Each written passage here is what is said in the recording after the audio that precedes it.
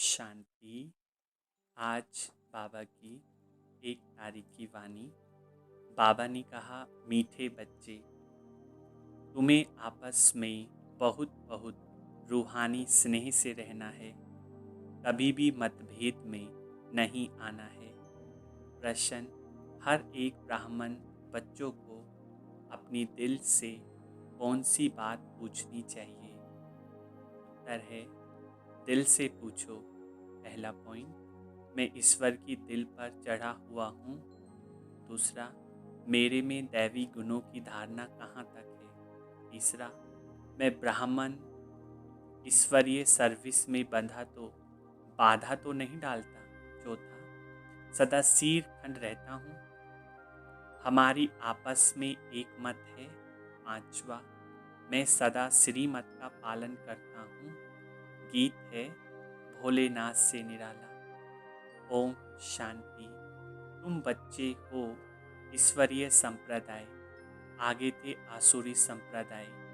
आसुरी संप्रदाय को यह पता नहीं है कि भोलानाथ किसको कहा जाता है। यह भी नहीं जानते कि शिव शंकर अलग अलग है। वह शंकर देवता है, शिव बाप है। कुछ भी नहीं जानते। अब तुम हो ईश्वरीय संप्रदाय अथवा ईश्वरीय फैमिली, वह है आसुरी फैमिली। रावण की कितना फर्क है। अभी तुम ईश्वरीय फैमिली में ईश्वर द्वारा सीख रहे हो कि एक दो में रूहानी प्यार कैसा होना चाहिए। एक दो में ब्राह्मण कुल में यह ईश्वरीय प्यार यहाँ से भरना है। जिनका पूरा प्यार नहीं होगा तो पूरा पद भी नहीं पाएंगे। वहाँ तो है ही एक धर्म, एक राज्य। आपस में कोई झगड़ा नहीं होता। यहाँ तो राजाई है नहीं।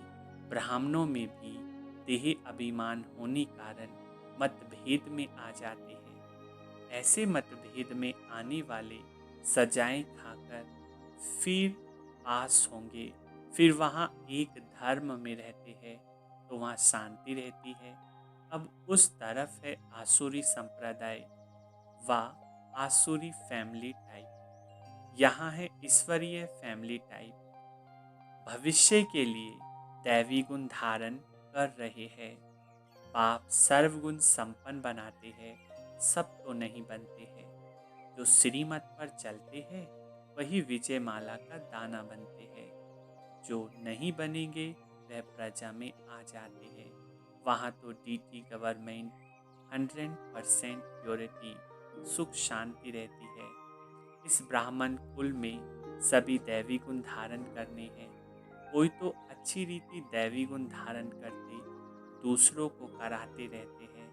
ईश्वरीय कुल का आपस में रूहानी स्नेह भी तब होगा जब देही अभिमानी होंगे। इसलिए पुरुषार्थ करते रहते हैं। अंत में भी सबकी वानप्रस्थ एक रस एक जैसी तो नहीं हो सकती। फिर सजाएं खाकर पद भ्रष्ट हो पड़ेगा, कम पद पालेंगे। ब्राह्मणों में भी अगर कोई आपस में सिर खंड होकर नहीं रहते, आपस में नून पानी हो रहते हैं, दैवी गुण धारण नहीं करते हैं, तो ऊंच पद कैसे पा सकेंगे। नून पानी होने के कारण का ईश्वरीय सर्विस में भी बाधा डालते रहते हैं। जिसका नतीजा क्या होता है, वह इतना ऊंच पद पा नहीं सकते। एक तरफ पुरुषार्थ करते हैं सिर खंड होने का, दूसरी तरफ माया नून पानी बना देती है, जिस कारण सर्विस बदले डिसर्विस करते हैं। बाप बैठ समझाते हैं, तुम हो ईश्वरीय फैमिली, ईश्वर के साथ रहते भी हो। कोई साथ रहते, कोई दूसरे दूसरे गांव में रहते हैं, परंतु हो तो इकट्ठे ना। बाबा भी भारत में आते हैं। मनुष्य यह नहीं जानते शिव बाबा कब आते हैं, क्या आकर करते हैं। तुमको बाप द्वारा अभी परिचय मिला है। रचता और रचना के आदि मध्यम अंत को अब तुम जानते हो। दुनिया को पता नहीं कि यह चक्र कैसे फिरता है, अभी कौन सा समय है। बिल्कुल घोर अंधियारे में है। तुम बच्चों को रचता बाबा ने आकर सारा समाचार सुनाया है। साथ साथ समझाते हैं कि हे सालिग्रामों, मुझे याद करो। यह शिव बाबा कहते हैं अपने बच्चों को, तुम पावन बनना चाहते हो ना, पुकारते आए हो। अभी मैं आया हूँ। शिव बाबा आते ही है भारत को फिर से शिवालय बनाने। रावण ने वैशाल्य बनाया है। खुद ही गाते हैं कि हम पतित विशिष्ट है। भारत सतयुग में संपूर्ण निर्विकारी था। निर्विकारी देवताओं को विकारी मनुष्य पूजते हैं, फिर निर्विकारी ही विकारी बनते हैं। यह किसको पता नहीं। पूज्य तो निर्विकारी थे, फिर पुजारी विकारी बने हैं। तो बुलाते हैं, हे पतित पावन आओ, आकर निर्विकारी बनाओ। बाबा कहते हैं, ये अंतिम जन्म तुम पवित्र बनो, मामेकम याद करो तो तुम्हारे पाप कट जाएंगे और तुम तमो प्रधान से सतो प्रधान देवता बन जाएंगे। फिर चंद्रवंशी क्षत्रिय फैमिली टाइप में आएंगे। इस समय हो ईश्वरीय फैमिली टाइप। फिर देवी फैमिली में 21 जन्म रहेंगे। इस ईश्वरीय फैमिली में तुम अंतिम जन्म पास करते हो। इसमें तुमको पुरुषार्थ कर फिर सर्वगुण संपन्न बनना है। तुम पूज्य थे, बरोबर रावण राज्य बरोबर राज्य करते थे, फिर पुजारी बने हो। ये समझाना पड़े ना। भगवान है बाप, हम उनके बच्चे हैं, तो फैमिली हुई ना। गाते भी है, तुम मात पिता हम बालक तेरे, तो फैमिली ठहरे ना। अब बाबा से सुख घनेरे मिलते हैं। बाबा कहते हैं, तुम हमारी फैमिली बेशक हो, परंतु ड्रामा प्लान अनुसार रावण राज्य में आने के बाद फिर तुम दुख में आते हो तो पुकारते हो। इस समय तुम एक्यूरेट फैमिली हो। फिर तुमको भविष्य के जन्म लिए वर्षा देता हूँ। यह वर्षा फिर दैवी फैमिली में 21 जन्म कायम रहेगा। दैवी फैमिली सतयुग त्रेता तक चलती है। फिर रावण राज्य होने से भूल जाते हैं कि हम दैवी फैमिली के हैं। वाम मार्ग में जाने से आसुरी फैमिली हो जाती है।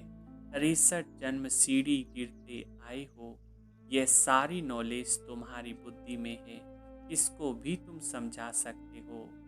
असल तुम देवी देवता धर्म के हो। सतयुग के आगे था कलयुग। संगम पर तुमको मनुष्य से देवता बनाया जाता है। बीच में है यह संगम। तुमको ब्राह्मण धर्म से फिर दैवी धर्म में ले आते हैं। समझाया जाता है लक्ष्मी नारायण ने यह राज्य कैसे लिया। उनसे पहले आसुरी राज्य था, फिर दैवी राज्य कब और कैसे हुआ। बाबा कहते हैं, कल्प कल्प संगम पर आकर तुमको ब्राह्मण देवता क्षत्रिय धर्म में ले आते हैं। यह भगवान की फैमिली। सब कहते हैं, हे गॉड फादर, परंतु बाप को ना जानने के कारण निधन के बन गए हैं। इसलिए बाबा आते हैं घोर अंधियारे से सोचरा करने। अब स्वर्ग स्थापन हो रहा है। तुम बच्चे पढ़ रहे हो, दैवी गुण धारण कर रहे हो, यह भी मालूम होना चाहिए। शिव जयंती मनाते हैं। शिव जयंती के बाद फिर क्या होगा। जरूर दैवी राज्य की जयंती हुई होगी ना। हेवनली गॉड फादर हेवन की स्थापना करने हेवन में तो नहीं आएंगे, कहते हैं ना। मैं हेल और हेवन के बीच में संगम पर आता हूँ। शिवरात्रि कहते हैं ना, तो रात में आता हूँ। यह तुम बच्चे समझा सकते हो। जो समझते वह औरों को भी धारणा कराते हैं, दिल पर भी चढ़ते हैं। जो मनसा वाचा कर्मणा सर्विस पर तत्पर रहते हैं, जैसी जैसी सर्विस उतना दिल पर चढ़ते हैं। कोई ऑलराउंडर वर्कर्स होते हैं। सब काम सीखना चाहिए। खाना पकाना, रोटी पकाना, बर्तन मांजना, यह भी सर्विस है ना। बाबा की याद है फर्स्ट, उनकी याद से ही विकर्म विनाश होते हैं। यहाँ का वर्षा मिला हुआ है, वहाँ सर्वगुण संपन्न रहते हैं। यथा राजा रानी तथा प्रजा, दुख की बात नहीं होती। इस समय सब नर्कवासी है, सबकी उतरती कला है, फिर अभी चढ़ती कला होगी। बाबा सबको दुख से छुड़ाए सुख में ले जाते हैं, इसलिए बाप को लिबरेटर कहा जाता है।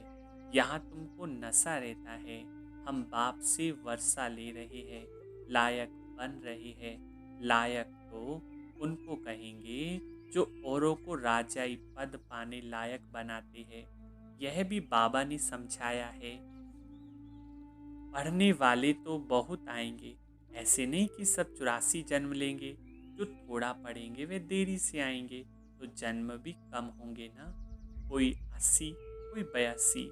कौन जल्दी आते, कौन पीछे आते, सारा मदार पढ़ाई पर है। साधारण प्रजा पीछे आएगी, उन्हों के 84 जन्म हो न सके, पीछे आते रहते हैं। जो बिल्कुल लास्ट में होगा वह त्रेता अंत में आकर जन्म लेगा। फिर वाम मार्ग में आते हैं, उतरना शुरू हो जाता है। भारतवासियों ने कैसे 84 जन्म लिए, उनकी यह सीढ़ी है, यह गोला है, ड्रामा के रूप में। जो बाबा ने वही सब पतित बने, फिर पावन देवता बनते हैं। बाबा जब आते हैं तो सबका कल्याण होता है, इसलिए इसको संगम युग कहा जाता है। बलिहारी बाप की है तो सबका कल्याण करते हैं। सतयुग में सबका कल्याण था, कोई दुख नहीं था। यह तो समझाना पड़े कि हम ईश्वरीय फैमिली टाइप के हैं, ईश्वर सबका बाप है। यहाँ ही तुम माता पिता गाते हो, वहाँ तो सिर्फ फादर कहा जाता है। यहाँ तुम बच्चों को माँ बाप मिलते हैं, यहाँ तुम बच्चों को एडोप्ट किया जाता है। फादर की रिएक्टर है ना, तो गॉड फादर भी तो मदर भी होगी, नहीं तो रिएक्शन कैसे होगी। हेवनली गॉड फादर कैसे हेवन स्थापना करते हैं, यह ना भारतवासी जानते, ना विलायत वाले ही जानते। अभी तुम जानते हो नई दुनिया की स्थापना और पुरानी दुनिया का विनाश तो जरूर संगम पर ही होगा। अभी तुम संगम पर हो, अभी बाप समझाते हैं। मामेकम याद करो, आत्मा को याद करना है, परमपिता परमात्मा को। आत्माएं और परमात्मा अलग रही बहुकाल, सुंदर मेला लगा जब मिला सतगुरु दलाल।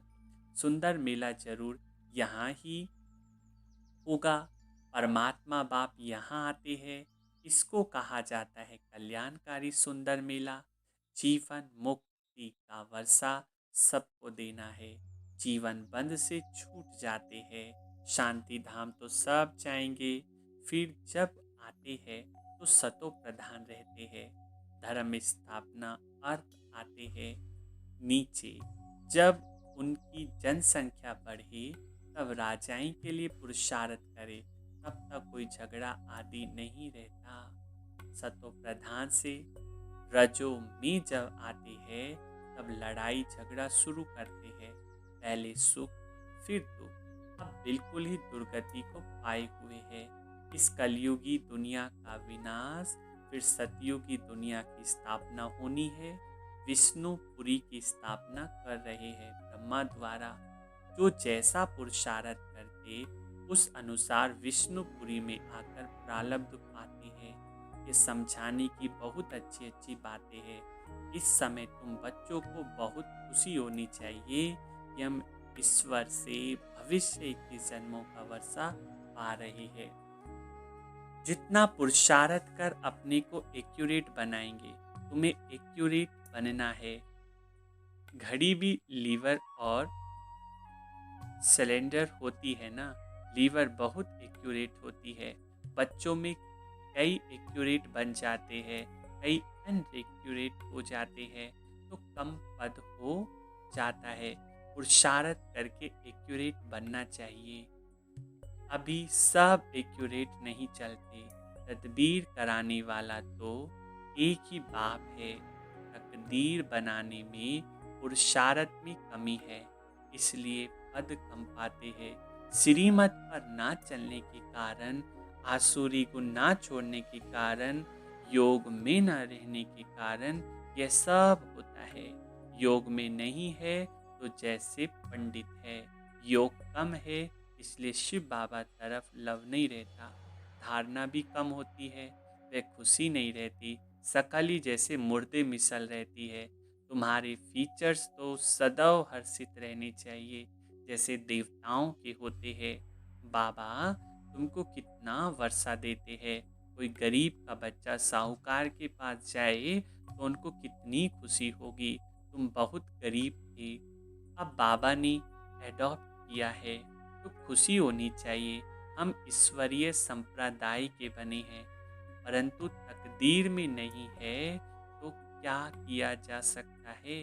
पद भ्रष्ट हो जाता है, पटरानी बनते नहीं। बाप आते ही है पटरानी बनाने। तुम बच्चे किसको भी समझा सकते हो कि ब्रह्मा विष्णु शंकर तीनों है शिव के बच्चे। भारत को फिर से स्वर्ग बनाते हैं ब्रह्मा द्वारा, शंकर द्वारा पुरानी दुनिया का विनाश होता है। भारत में ही थोड़े बचते हैं, परले तो होती नहीं परंतु बहुत खास हो जाते हैं। तो जैसे कि परले हो जाती है, रात दिन का फर्क पड़ जाता है, वह सब मुक्ति धाम में चले जाएंगे। ये पतित पावन बाप का ही काम है। बाबा कहते हैं देही अभिमानी बनो, नहीं तो पुरानी संबंधी याद पड़ते रहते हैं। छोड़ा भी है फिर भी बुद्धि जाती रहती है। नष्टा मोहा है नहीं, इसको वह विचारी याद कहा जाता है। सदगति को पा न सके क्योंकि दुर्गति वालों को याद करते रहते हैं। अच्छा, मीठे मीठे सी खिले दे बच्चों प्रति माता पिता बाप दादा का याद प्यार और गुड मॉर्निंग।